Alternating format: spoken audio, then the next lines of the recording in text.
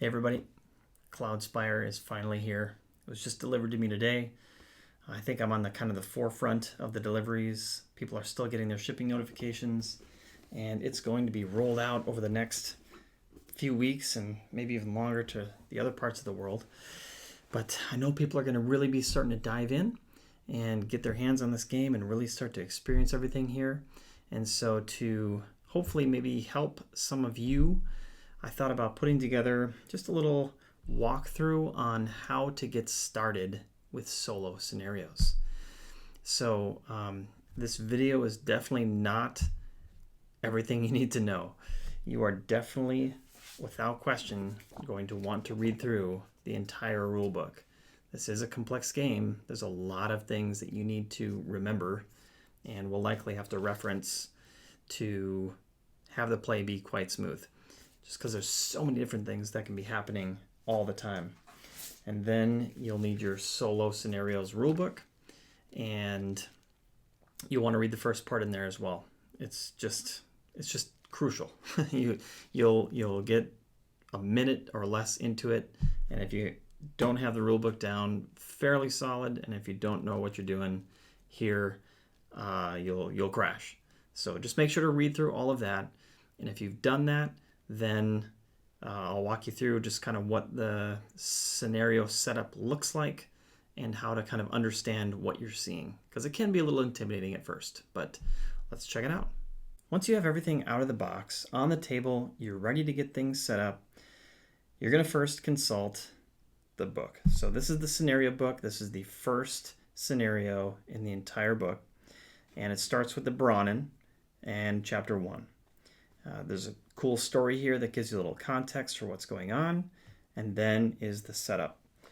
So it's pretty straightforward on this part, at least. You start with the setup, you follow the instructions. In this case, we roll the d6, and depending on what you roll, you'll just follow these three things here. So I think for mine, when I played earlier today, I rolled a 2, so I set up the spires as shown. And on this part here, you just go from top to bottom. So we match up well, of course, set up the map first. It tells you which numbers of each map tile are set up. The numbers are not on the tiles, so you actually have to either just go by how it looks here, or you can also follow this little reference that they give you towards the beginning of the book. And also, I don't recommend marking these tiles with numbers on the back either. At first, I thought that was going to be a great idea. However, when you set up a competitive game, all of the tiles are face down, and then you will see all of the numbers of the tiles. And if you memorize what they are, then you have an advantage over anybody else. So I would not recommend putting numbers on them. Just go by how they look. It doesn't take too long to figure it out. But once you have these map tiles set up on the board, just start from the top down. So A, we've got a high-rise spire, and these are all heirs spires. It doesn't specifically say that, but for example, this right here is the high-rise of the heirs, and what you will do is follow this here. It gives you a little guide. So attack, range, fortification. In this case, it would be attack, range, range. And you go from left to right, which is top down. So it would be attack, range, range. And those would be the upgrades to that spire. And that goes in that spot right there. And again, and you can see here, this minaret spire has a ton of upgrades. It's got 4 fortifications on the bottom, 2 attack, 2 range. That's crazy. And then you can see here, if there's an asterisk, that means that they're promoted. So the promoted Darb goes on F, and it's got an attack upgrade. So it just sits in the spire here, and on the next page it will tell you when Darb is actually going to come out. But this is pretty straightforward. I haven't run into anything that has been confusing. All you need to know is where each thing goes and how the upgrades work. And again, top to bottom, top to bottom, top to bottom. And that's it. So once you've got that all set up, then you need to read this in detail. And I can't stress enough, you really do need to know these rules and these AI talent triggers and notes very carefully, because if you're not paying attention to those, it throws off that entire scenario, or at least it has the potential to throw it off quite a bit. But you can see here it's got 3 different objectives, and these are the 3 different goals ultimately that you're trying to accomplish in 4 waves. So it says all minaret spires are defeated at the end of wave 4, all heirs spires are defeated at the end of wave 4, and defeat the heirs fortress gate, which would end the scenario immediately. And it tells you what the winning and losing conditions are, scenario-specific rules. Cram the Mighty. Cram the Mighty is one of the Brahmin, so it's going to be your heroes. And it says that Cram the Mighty is the only hero the Brahmin may deploy. So even if you have CP, which you will not be able to bring out your other 2 heroes, which would be Osh or Drang. They're going to stay in the barracks the entire scenario. AI notes. This is important. So Darb, which is the heir's hero, which is right here, the promoted Darb. Darb remains in the heir fortress and is considered out of play until he is deployed in wave 3. So that right there is just telling you waves 1 and 2, Darb is just going to sit in the fortress and do nothing. Then it talks about Darb's mark. As you can see there. First mark, so its target really, where it's trying to go, is Cram first. If Cram isn't there, or if Cram is not available, Darb is going to go after an opposing fortress gate. That's what those little arrows mean. You start from left to right. That's the priority. Then, in terms of attacking, it's going to try to attack Cram first, if damage can be done. If damage can't be done, which would mean that, because you can see here, Cram has armored. So if Darb only has 1 attack, Darb can't do damage to Cram. So then it would skip that part, and then it would target a fortress gate, for an opposing fortress gate. If it's not near that, it's going to go for an opposing spire if damage can be done. And lastly, an opposing faction minion. So you really need to take a look at that before every turn that it has and determine what it's able to do. If it does level, which means that it takes down a spire or a opposing unit, then it's going to add an attack upgrade. So Darb can get powerful with this, and can get even more powerful if you're not careful with killing enemy units. It can also gain even more attack with this event die results, but we'll talk about that in a minute. Then is the AI talent triggers. So these are not an explanation of what the talents do per se. These give you more specifics in terms of how they work in this scenario. So Elfin, I believe this is basically the same. I mean, I guess I shouldn't say that it's completely different, but it is in this case telling you that it should be deployed on its glide bomb side. And the rest is the same for Elfin. Air defense, it tells you that if there are multiple possible targets of the same priority, target a unit with flying first.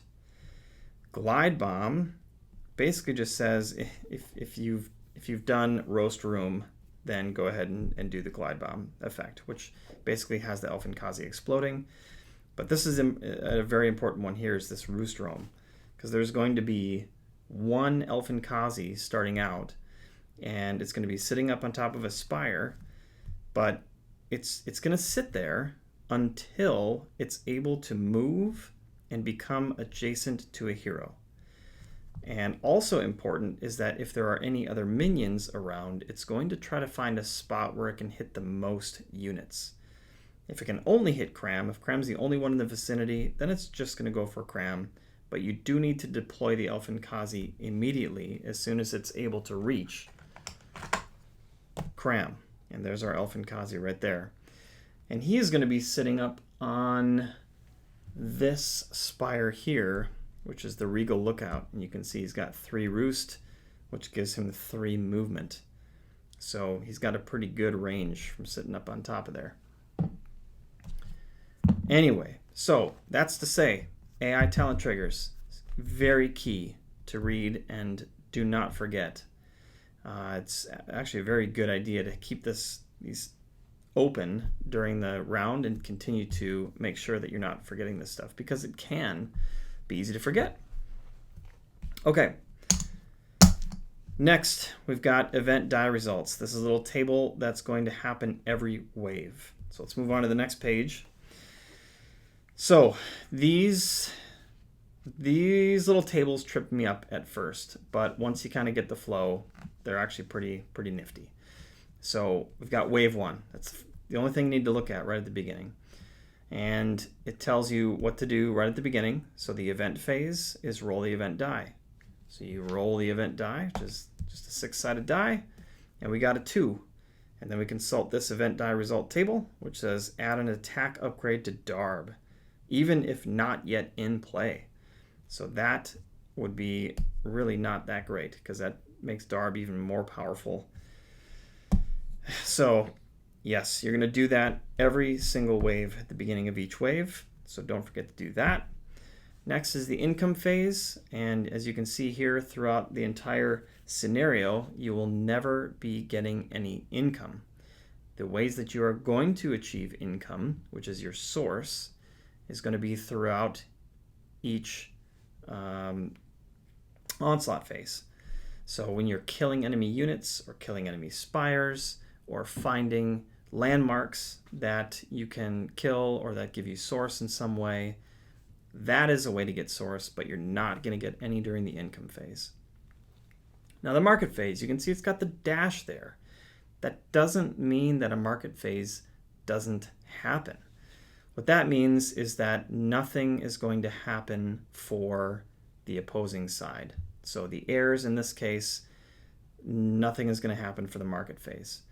There are certain things that will be written in these boxes that will tell you what's going to happen for your opposing faction. It also might tell you certain limitations that might happen.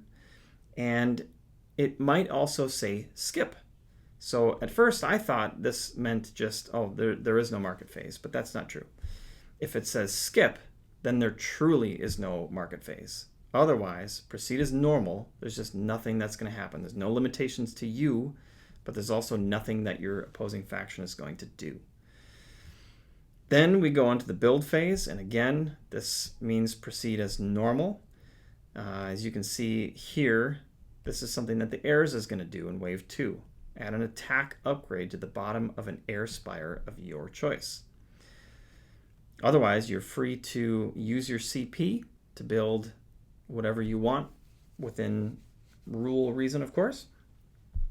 And then we get to the prep phase. So for the player, so this is us, the Brahmin, we get 5 CP. And if you've read the rulebook, you'll know how that works, but you get 5 CP to work with. And so you can choose, obviously we can't choose our heroes because the rules told us we can't, but you can build a couple of different units or one unit, depending on what you're kind of seeing your strategy should be, and get them all ready and prepared. Now, building the enemy factions units can be interesting, but it's pretty straightforward. I haven't had much of a problem. Again, the asterisk means that it is a promoted unit, and if they're within the square brackets here, that means that they're actually going to be grouped. So in this case, the heirs are going to have 3 promoted harriers that are grouped, which is basically going to look like this. It's got 3 harriers. We got the star here for the promoted side, like that. We would add our health for the top one, and that's it. So that's all they get on the first wave right there. Next wave, you can see that we get 7 CP and we get a promoted architect. That's pretty cool.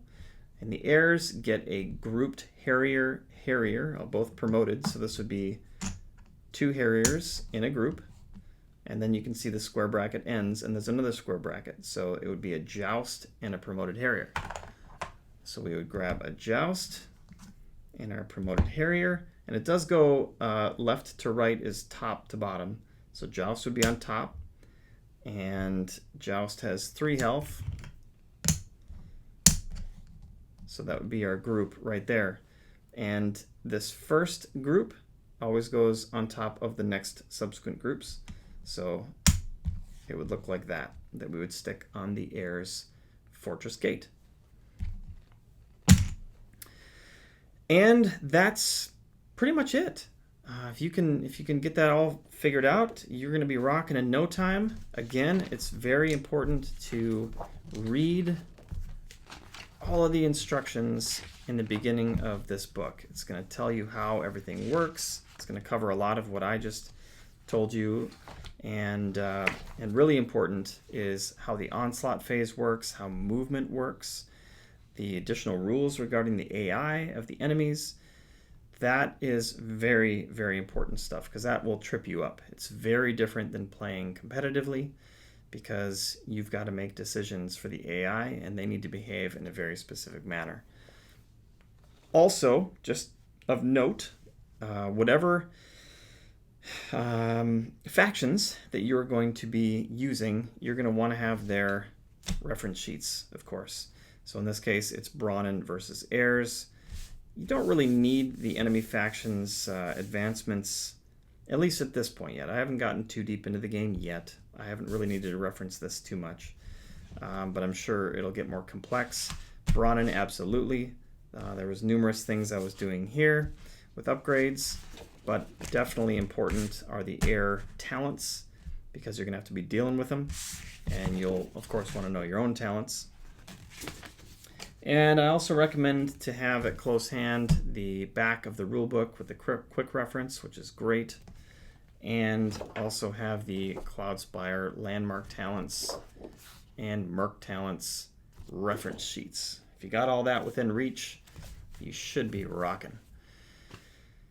Okay, well, I think that's it. So if there's anything I missed or got wrong, please let me know. But otherwise, I hope this was helpful in some way, and best of luck with these scenarios. They are a lot of fun, and I think Chip Theory has done an amazing job putting this together. And I can't believe how big this rulebook is.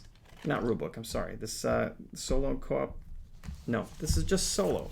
Yes, just solo. We're looking at almost 80 pages in this book. Wow. All right, well, I'm going to have plenty more to say about Cloudspire over the next few weeks here. We'll hopefully get some playthroughs rocking, and eventually I would like to do a review on this as well. But we'll see. Time permitting, right? All right, thanks everyone. Thanks for watching.